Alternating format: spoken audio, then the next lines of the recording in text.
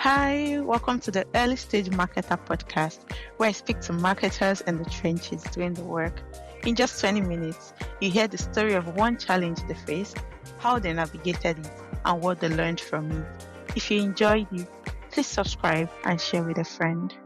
Hi, Hello. Amos. Welcome to the Early Stage Marketer podcast. It's good to have you here.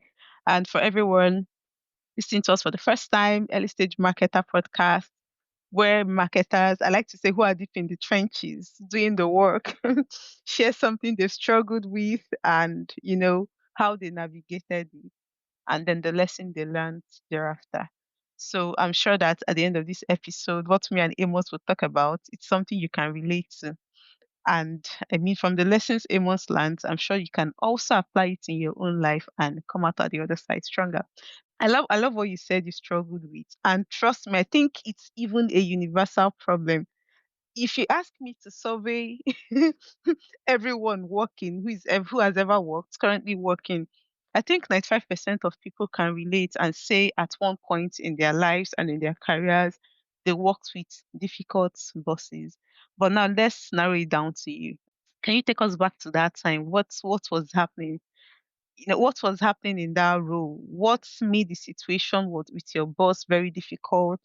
And then was there a specific moment where you were in SaaS, when we talk about onboarding, we talk of aha moments. So was there like a moment, your own aha moment, but in this context, where you were like, no, I'm done. I'm not going to fix this. This situation is unfixable and I'm just moving on to something else. Okay. I think I'll Yeah. just start from like the bottom up. Okay. Because I've experienced it twice. So like I mean bottom because in terms of Mm, others or questions you asked. So I think mm-hmm. the aha moment for me for the first time was when I received a task Saturday night, like by mail. And Mm-hmm. I this my leader then. I was like, I should submit this Monday morning. Okay. and and then I was like, it was there and then. I was like, oh, interesting. I have another task for myself. Then I started writing my like resignation mail. And there and Yeah. then I sent that in. I sent in my notice. I was like, okay, this has gotten to the point where this person no longer values my own time. Like, I mean, Mm. person doesn't value me as a person. The person Yeah. I'm talking about like things person never like really what's the word? Value your work. Um Yeah. and and I think there's one word that like comes to my mind, and like, it's sort of empathy, but like not empathy in Oh. the sense of like in terms of like, oh, you should pity someone or something like that. I mean, this one is not doing a Mm. good job, obviously, like probably as like a Yeah. person do and all. But like empathy in terms of like how you deal with people and how you relate with people and how you try to achieve things. Mm. Um, I think so that was like sort of my aha moment. Then I think the second time it happened uh, I think what I just knew was like, okay, I've gone through this before. I'm not going to go through this Mm. again. And I Yeah. think that rule was just like probably like 2, 3 weeks when I saw the signs. I'm Mm-hmm. like, okay, this was similar to what I'd experienced before. That wasn't good for me.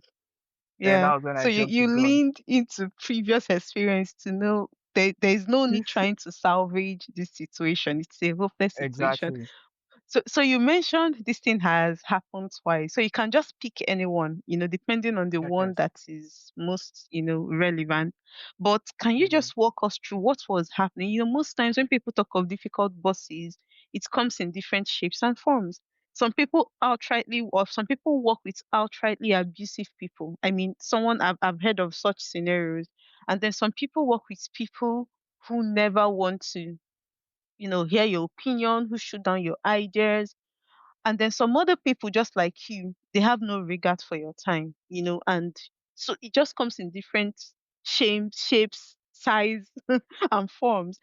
But for you, you can just talk about any of the roles depending on the one you want. What was really going on in that role that made you term that situation as toxic, as difficult, and decide that it's not an ideal place for you? Okay. So I think just talk about the first one. The first one was the who I mentioned was when I mentioned like Yeah. person sent a mail like Saturday night or something done by Yeah. Monday. Yeah. It was at first was more of the language.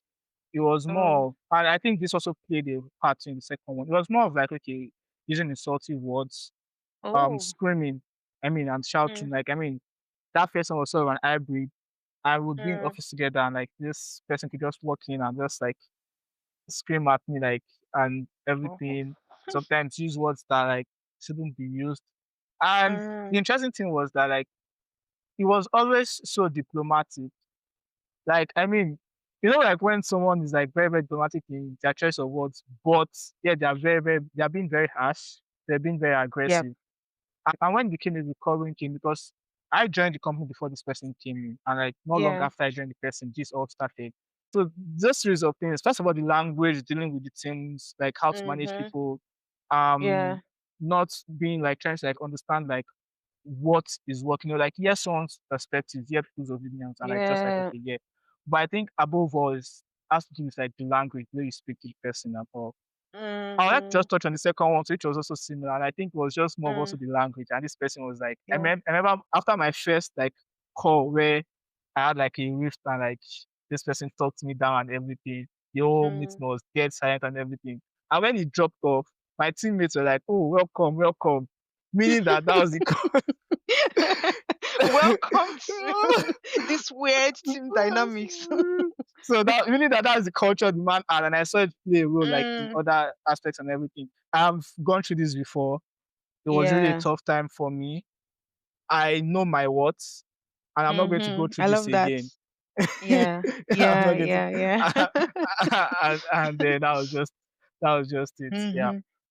Yeah, I love yeah. what you said about the way the person talks, right? And then I liked what you said about they're diplomatic, but the undertones you can sense the aggressions in the undertones.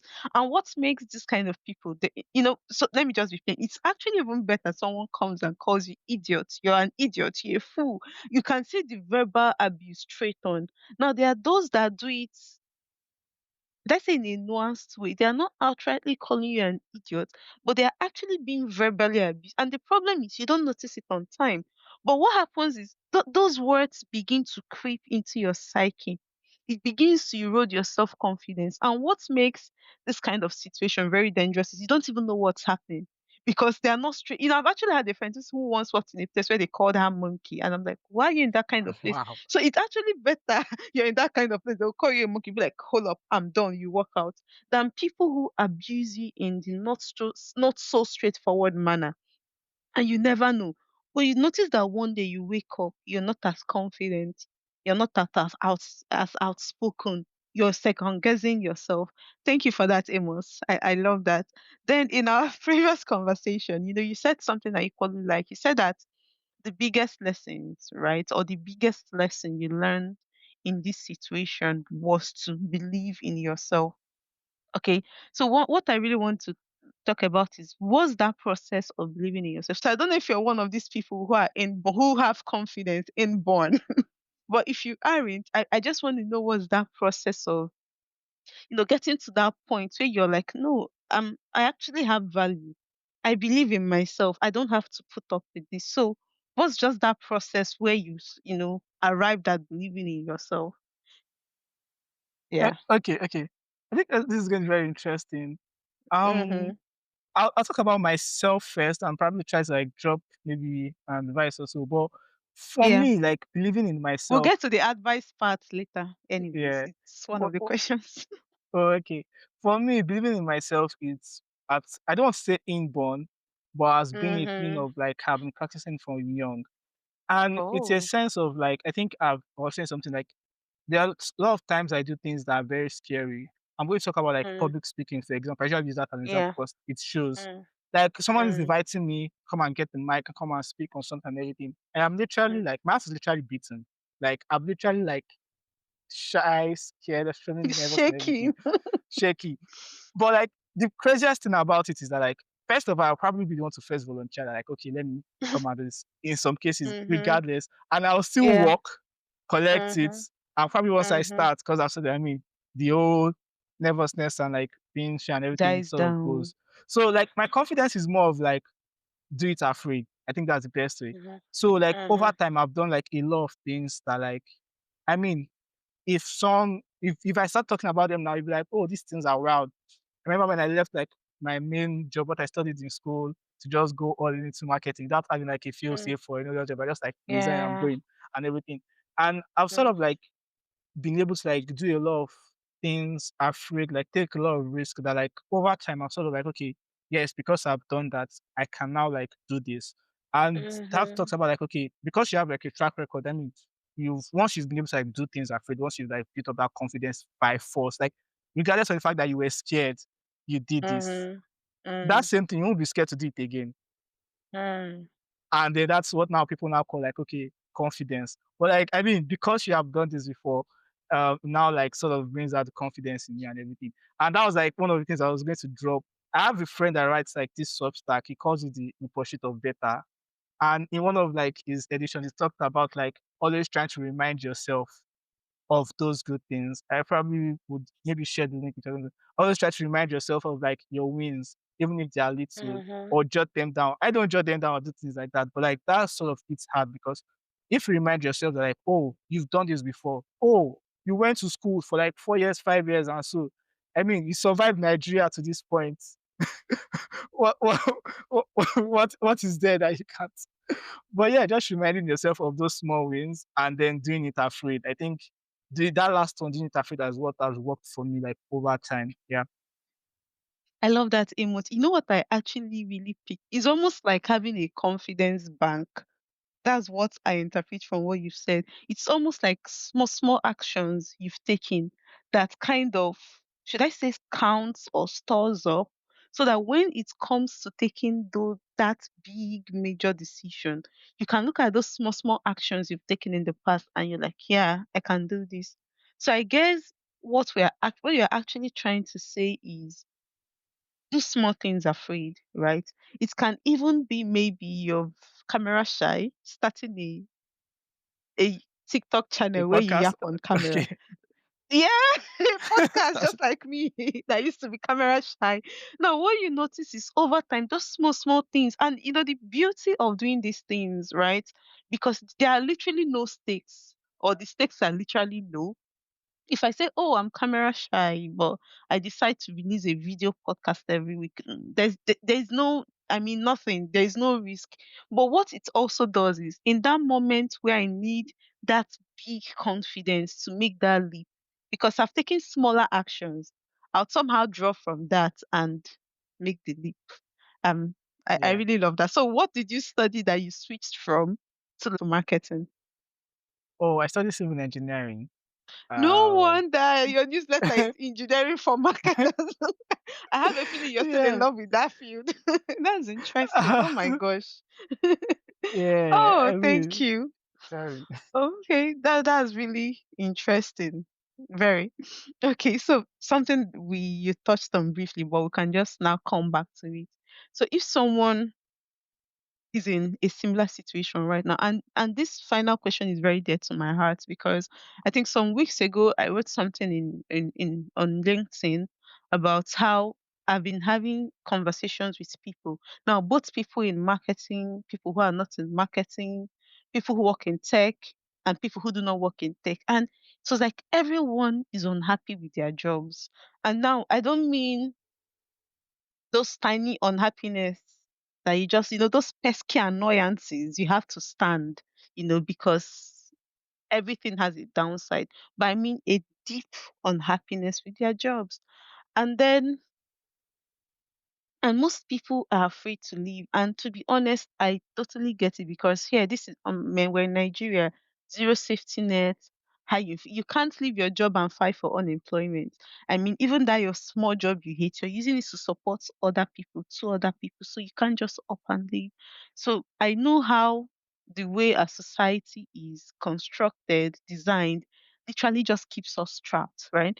But let's just assume there is someone who is in the same situation, who is in a highly toxic environment, difficult bosses, in different shapes and forms. Now, what would you say to them? Like based on your experience and how you've navigated this in the past, what are you going to say to this person right now?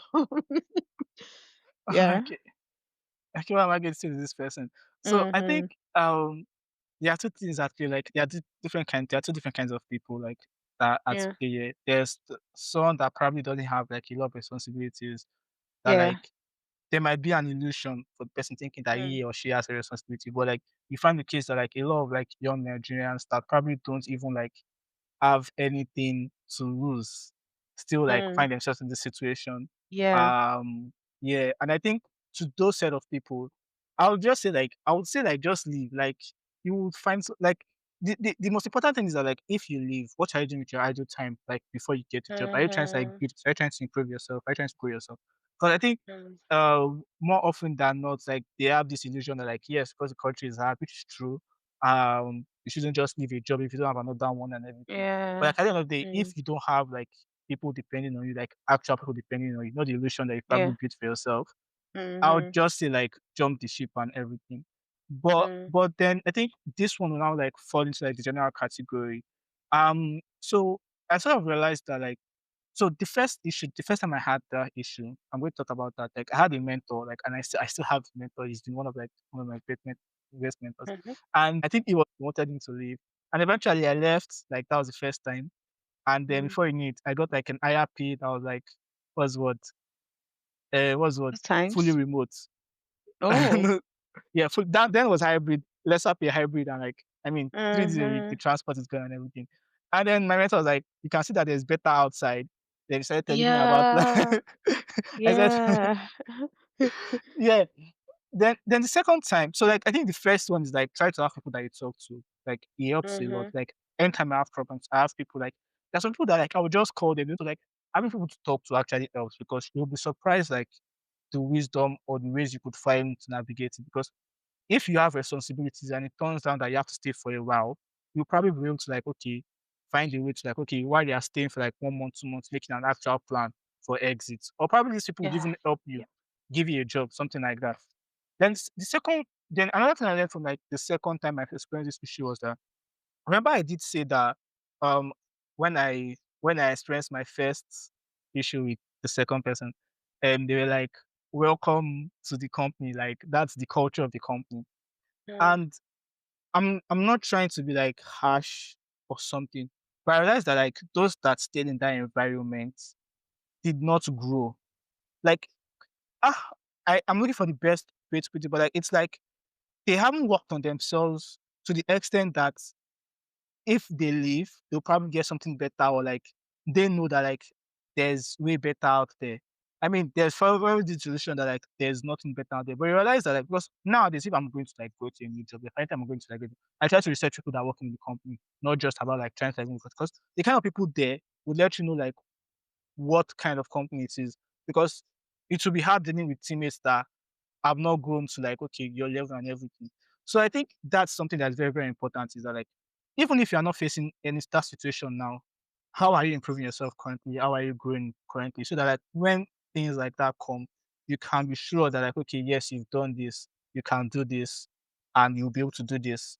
So so that's just like something that's very, very important. So like first having people to talk to, having mentorship, having mentors, having friends, then also keep improving yourself, even if you're not facing that situation now. Like you have to like it's like when they say yeah, I mean I'm not very good like in the whole financial investment, but like it makes sense. Like invest your money in something in the next few years, they're like it's going to grow. So you also you should also like keep investing in yourself so that when recession happens in this context in your career or something like that, Mhm. you know that Mhm. like it's up there that like okay, anybody that comes to talk to you knows that okay, you actually want something. Can you come and do this for now?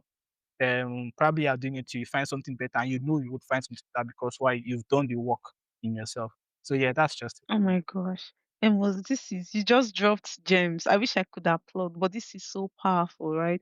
I liked at first I was like, cool. In fact, I had to make a note about what you said about having an exit plan. When I was still saying very solid point, you said something equally powerful. That most times there is a correlation between you've stopped growing and what you're willing to tolerate. Okay. So if you've not been investing in yourself, you've not grown career wise, you're more than willing to stay stuck out there because again there's just a correlation between your confidence level and how much you've invested in yourself. If you know you've Exactly. invested in yourself, you generally feel more confident about yourself, and if you feel more confident about yourself, it's easier to take a bet on yourself Oh my God, this is so powerful, Amos. Thank you, thank you, thank you. So thank you so much for. I mean, we've come to the end. We're on time, just 20, almost 23 minutes. But thank you so much, Amos, for sharing this. Right? When we're talking on WhatsApp, I was like, Amos, don't you want? That was some months ago. I was like, Amos, don't you want to help a struggling marketer? But trust me, if someone listened to just this last thing we said right now, it would be of so much benefit to them. So thank you very much. And I hope you'll come back soon some other time. Have a No lovely problem. evening. Thank you. I will. Bye. Bye. Thank you Bye. for having me. You too. Thank you for listening to the Early Stage Marketer podcast. I hope today's story gave you something to reflect on or even something to try in your own work. If you enjoyed it, please subscribe, leave a comment, and share it with someone who might find it helpful. See you next time.